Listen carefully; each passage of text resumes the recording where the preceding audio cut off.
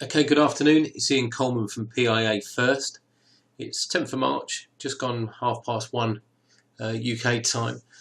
We're going to get away from the dollar today. We're going to look at euro sterling. Obviously, everybody's talking about dollar strength at the moment. We're seeing euro dollar obviously fall quite aggressively. Dollar yen's just topped out for the time being. So even though we've still got a bias for more dollar buying, we could see some corrective moves in the dollar majors over the next couple of days. So we're going to look more to the crosses for the time being. So euro sterling, fundamentally, when we think about it, we've got obviously bond buying QE now happening in Europe, and that's pushing euro sterling lower. We've obviously hit and passed through some quite relevant levels as well, which we're going to discuss, and then we're going to talk about some short entries using intraday bespoke support and resistance levels, and we're going to look at some target levels. I mean, really over for the next 10 days to 2 weeks. So our first chart up, we've got the euro sterling monthly chart.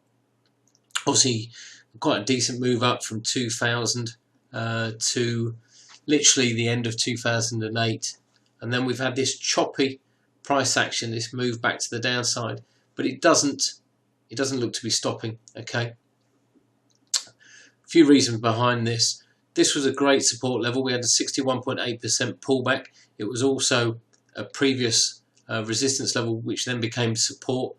We saw a bounce from that level and actually back into this inside channel, but it was quite weak, and we've pushed lower, and we've broken through that quite relevant Fibonacci, medium-term Fibonacci level. Another relevant Fibonacci level to look at is this 78.6% pullback. Okay, previous support levels 2004, 2007. So this is going to be very relevant to the downside. In a shorter time frame, we've got this channel base coming in at 70 the figure. If we look to an ABCD formation, so we basically take our line tool, just move it down slightly from the high to the low. Notice these patterns are in three waves. Okay, so it does highlight that this whole move lower is actually corrective, but like I said, it's got scope for plenty more downside yet. So an ABCD formation would actually take us down to 67, 62. So again, there's nothing really now that would suggest that that we're going to be bottoming out in euro sterling over the next coming weeks. Breaking down to a weekly chart, okay, we have got a Fibonacci extension level which we shouldn't ignore, and that's coming in at 69.13. So from 90.66. which was Q2 2011 high, to this base here, 77.35.